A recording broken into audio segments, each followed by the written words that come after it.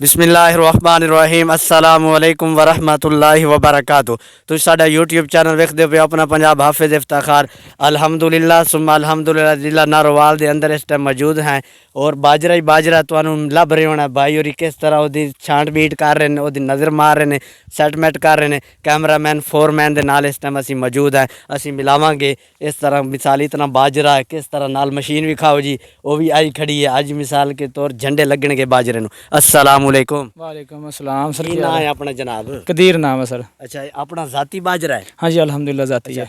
कदों तो असी साडे जिला जंगवाल मुल्तान वाल बाजरा बीजते हैं, घट बीजते हैं, मुंजी ज़्यादा लाते हैं। इतने की वजह है बाजरा इतना बीजिया फिर ढेरी लाई है मशीन भी लिया रखी? ये सर जी इस करके लाने हैं कि साडी मुंजी नहीं हुंदी हैगी। अगर मुंजी ला लईए साडा पानी नहीं हैगा। बोर बहुत डूंगे ने, उन्ना बत्ती दा बिल आ जांदा वा जिन्ना मसन के अही मसन के मुंजी विच बचत नहीं आउंदी हैगी।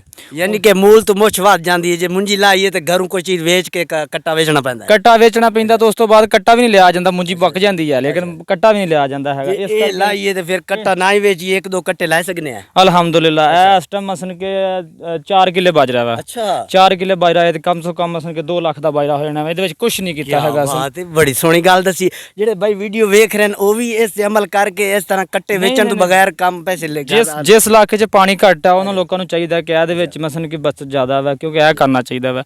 ਉਧਰ ਜਾ ਕੇ ਮਿਸਾਲ ਤੌਰ ਜਿੱਧਰ ਪਾਣੀ ਆ ਉਹਨਾਂ ਲੋਕਾਂ ਨੂੰ ਮੁੰਜੀ ਦਾ ਫਾਇਦਾ ਵਾ ਜਿੱਧਰ ਨਹਿਰੀ ਪਾਣੀ ਨੇ। कितने अरसे तो बीज दे आ रहे हो? ਤੁਹਾਡੀ कितनी उम्र है? ਅਲਹਮਦੁਲਿल्लाह ਮੇਰੀ ਮਸਨ ਕਿ 26 27 ਸਾਲ ਏਜ ਹੋ ਗਈ ਆ ਤੇ ਉਸ ਦੇ ਸਾਡੇ ਵਾਲਾ ਸਾਹਿਬ ਪਹਿਲਾਂ ਵੀ ਇਹੀ ਬਾਜਰਾ ਬੀਜਦੇ ਹੁੰਦੇ ਸਨ।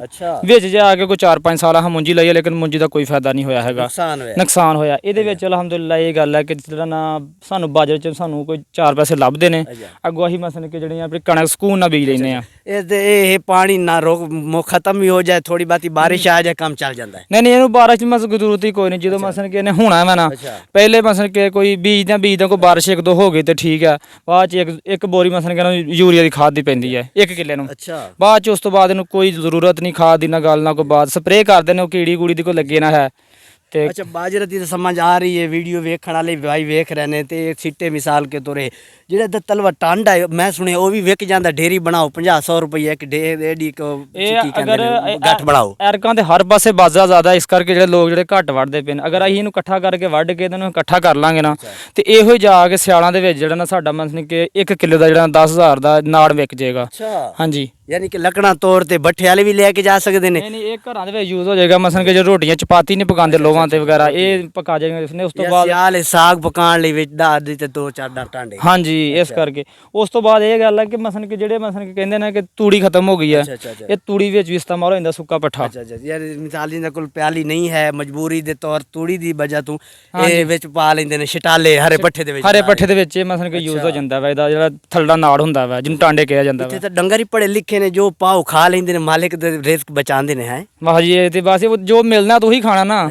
ਅੱਛਾ ਸਾਨੂੰ ਇੱਥੇ ਹੋਰ ਪਤਾ ਲੱਗਾ ਲੋਕੀ ਅਸੀਂ ਸਾਡੇ ਵੱਲ ਨਹੀਂ ਰੱਖਦੇ, ਇੱਕ ਤੋੜਾ ਰੱਖਦੇ ਨੇ 12 ਮਹੀਨੇ ਬੜੀ ਮੁਸ਼ਕਿਲ ਚਾਵਲਾਂ ਦਾ ਮੁਕਾਉਂਦੇ ਨੇ। ਇੱਥੇ 8-8 10 ਤੋੜੇ ਰੱਖਦੇ ਨੇ ਚਾਵਲਾਂ ਦੇ। ਵਾਕਈ ਇੰਜੀ ਗੱਲ ਹੈ? ਹਾਂਜੀ ਐਵੇਂ ਗੱਲ ਹੈ। ਇੱਥੇ ਚਾਵਲ ਹੁੰਦਾ ਵੀ ਬੜਾ ਵਾ ਲੇਕਿਨ ਸਾਡੇ ਪਿੰਡ 'ਚ ਬਹੁਤ ਘੱਟ ਹੁੰਦਾ ਵਾ। ਬੱਦੋ ਮੱਲੀ ਦੇ ਨਾਂ ਤੋਂ ਮਸ਼ਹੂਰ ਇੱਥੇ ਲਾਗੇ ਬੱਦੋ ਮੱਲੀ ਕੰਦਰ ਖੁਸ਼ਬੂ ਇੱਕ ਘਰ ਚਾਵਲ ਪੱਕੇ ਪੂਰੇ ਪਿੰਡ ਖੁਸ਼ਬੂ ਹੋ ਜਾਂਦੀ। ਇੱਥੇ ਵੀ ਉਹੀ ਹਿਸਾਬ? ਇਹ ਹਿਸਾਬ ਹੈ ਸਰ, ਕੁਦਰਤੀ ਗੱਲ ਹੈ। ਇਹ ਕੁਦਰਤੀ ਗੱਲ ਹੈ ਸਰ ਜੀ। ਇਹ ਸਭ ਤੋਂ ਮਸ਼ਹੂਰ ਚੌਲ ਇੱਥੇ ਨਾਰਵਲ ਦਾ ਹੀ ਆ। ਅੱਛਾ ਵਾਕਈ ਪੂਰੇ ਪਾਕਿਸਤਾਨ ਦੇ ਵਿੱਚ ਨਾਰਵਲ ਦੇ ਚੌਲ ਮਸ਼ਹੂਰ ਹੈ, ਜ਼ਿਲ੍ਹਾ ਨਾਰਵਲ ਦਾ। ਅੱਛਾ ਤੇ ਤਿੰਨਾਂ ਟਾਈਮ ਜੋ ਇੱਕ ਟਾਈਮ ਹਰ ਘਰ ਡੇਲੀ ਪਕਦਾ ਹੈ? ਹਾਂਜੀ ਜੇ ਨਾ ਪੱਕੇ ਮੈਂ ਤੇ ਵੀ ਸੁਣਿਆ ਬੱਚੇ ਲੜ ਪੈਂਦੇ ਆ ਜੀ ਨਾਰਾਜ਼। ਦੂਸਰਾ ਮਤ ਵੱਡੇ ਹੀ ਨਹੀਂ ਖਾਂਦੇ ਹੈਗੇ ਜੀ।